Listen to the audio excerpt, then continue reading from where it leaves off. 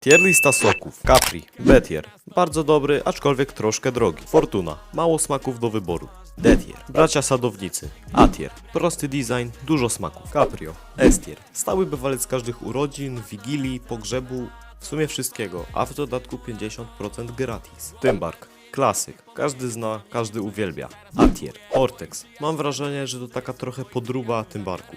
C-tier. Kubuś. S-tier. Smak dzieciństwa. Tarczyn. Sok taki se, ale zawsze lubiłem patrzeć, co jest pod nakrętką.